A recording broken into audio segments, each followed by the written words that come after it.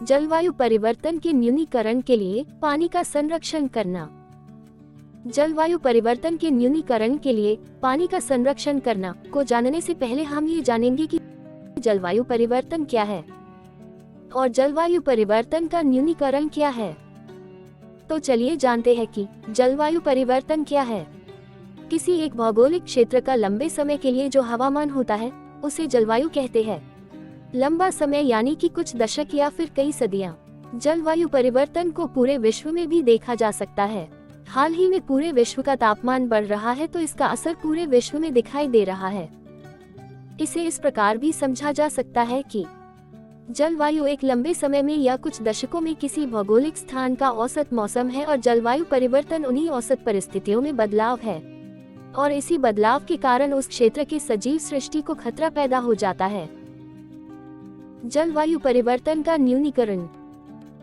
जलवायु परिवर्तन का न्यूनीकरण या जलवायु परिवर्तन को कम करने का अर्थ है वायुमंडल में गर्मी रोकने वाली ग्रीनहाउस गैसों के प्रवाह को कम करना।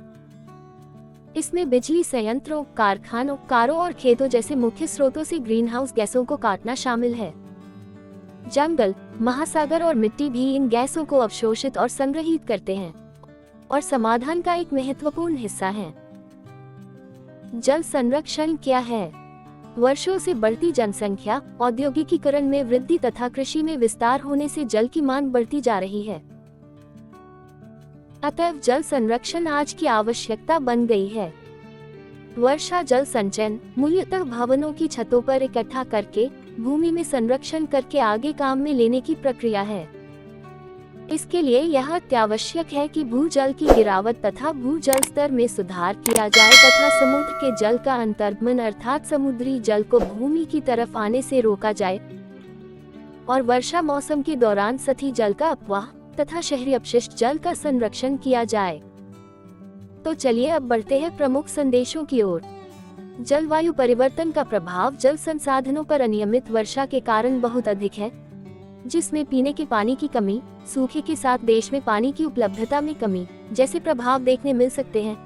साथ ही पानी की गुणवत्ता भी प्रभावित होती है।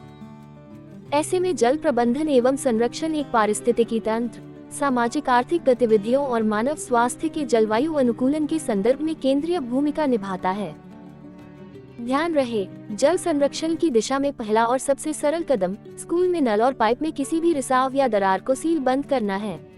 यहाँ तक कि एक छोटे से रिसाव से पानी का व्यापक मात्रा में नुकसान हो सकता है। जब आप हाथ धोते हैं या अपने दांत ब्रश करते हैं तो नल को चलने न दें। पाइप के बजाय पौधों में पानी डालने के लिए एक बाल्टी और छोटे मग का उपयोग करें। पानी के पाइप के बजाय वाहनों को धोने के लिए बाल्टी और कपड़े का उपयोग करें। आमतौर पर एक भारतीय परिवार खाना पकाने और पीने, नहाने के लिए प्रति व्यक्ति प्रतिदिन 5 लीटर पानी का उपयोग करता है।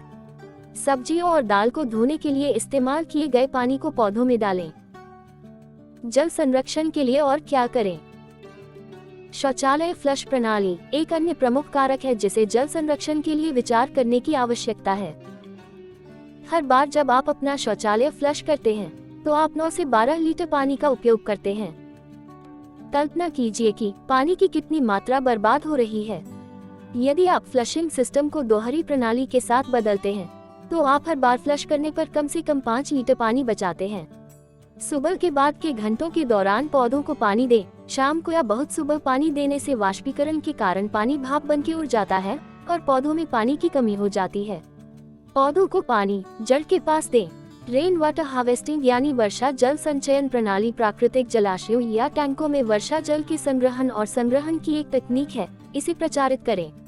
घरों एवं अपने स्कूल में रेन वाटर हार्वेस्टिंग यानी वर्षा जल संचयन प्रणाली लगवाएं ताकि वर्षा का जल संरक्षित किया जा सके। आधे घंटे में 100 वर्ग मीटर की एक छत 25 मिलीमीटर घंटा की वर्षा में 1000 लीटर जल का संचयन कर सकती है। शिक्षकों के लिए मार्गदर्शक बिंदु और चर्चा के लिए संदर्भ हमारे पुराने वीडियो पर्यावरण प्रदूषण नियंत्रण और उपाय वाले वीडियो में देखा जा सकता है। इसे देखने के लिए आई बटन पर क्लिक करें। इसी तरह की और इन्फॉर्मेटिव वीडियो देखने के लिए चैनल को सब्सक्राइब जरूर करें।